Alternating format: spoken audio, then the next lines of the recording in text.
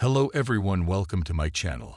I hope everyone is having a wonderful day. Before starting the video, please go ahead and hit the subscribe button and keep this video. I like her. Let's go start now. Steph Curry and the Warriors. Still basketball's nightmare. One day, perhaps soon, we won't have Steph Curry and the Golden State Warriors around to put us to sleep anymore. That will be sad. But it won't be tomorrow. Sunday in Houston, an aging and imperfect Warriors team scraped out a Game 7 road win against second-seeded Houston to complete a ragged opening round series victory. Golden State moves north to play rowdy, rested Minnesota and the Ant-Man Anthony Edwards, starting Tuesday. Phew, rough assignment. The Ant-Man fears no one. At least the NBA holds on to its most entertaining prospect for at least one more round. The Steph Curry Spectacular. Curry, 22 points, wasn't spectacular in Game 7, at least not for the first two quarters. The 37-year-old had 3 points in the first half on clanky attempts. Veteran teammate Draymond Green, never a marksman, but shooting nevertheless, was similarly hostile to the rim. They won't be sending this game film to the Basketball Hall of Fame. Scoring responsibilities fell instead to teammate Buddy Hield, 33 points, 9 three-pointers, who capitalized on Houston's aggressive defense of Curry and kept Golden State humming. The Warriors also got a solid night from new friend Jimmy Butler, who added 20 and played the sturdy playoff Jimmy basketball for which he is known. Curry revived himself in the second round, his three returning to level, and his energy soaring after a couple of under-the-basket reverse layups which drew an ooh from the Rockets crowd. When he's off, he's off.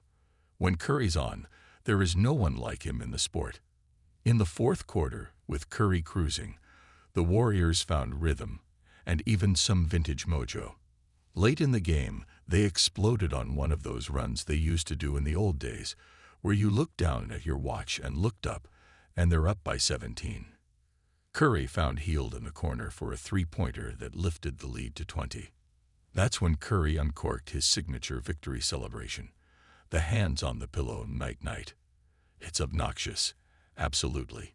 Even Curry would agree. He gets away with it because he can. No player in basketball has Curry's credit reserve. This isn't an especially good Warriors team. They improved after landing Butler in a February trade, but they had to fight through a play-in to emerge as the 7th seed. They have a quirky, small-bodied roster. The bench is a bizarre mix of underachievers and overachievers, and requires major minutes from players old enough to have owned flip phones. But they are the Warriors. Watching them topple the Rockets was like watching a crew of experienced thieves knock over a bank using tools from the kitchen drawer. Houston teamed with fresh legs, and they played roughhouse defense, which allowed them to storm back from a 3-1 deficit to tie this series. But Sunday, when they needed a bucket, they couldn't get it. Golden State could. They were craftier and less nervous, and won. It's possible these Warriors are too old and small to hang with basketball's current top tier. They're going to get a handful from Minnesota, who breezed through the overhyped Lakers and have all kinds of big men to knock around Golden State's already bruised lineup. Then again, the Warriors did just knock off the Western Conference's second-seeded team. On the road, in a Game 7, they have been here many times. Their head coach, Steve Curry, is unafraid to reshuffle his roster to try to find a spark. And they've got Curry, who remains the most riveting player in the game. Houston did everything to stop him. Double and triple teams, pushing him off the three-point line, face guarding him as soon as he crossed midcourt. The Rockets refused to let Curry beat them. He still found a way to beat them. Everything Golden State gets, Hield's open looks, open space to cut and score under the basket.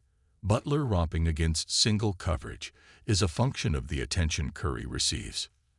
And then he hits a bunch of threes, because he's Curry. Watching him in 2025, it's hard to not think that this experience is finite, that 37 is 37, and even if his body can hang on for a couple more years, even if he can LeBron it into his 40s, Eventually, the laws of aging in basketball will catch up. One day, we won't have Steph Curry around to dazzle us anymore. But it won't be tomorrow.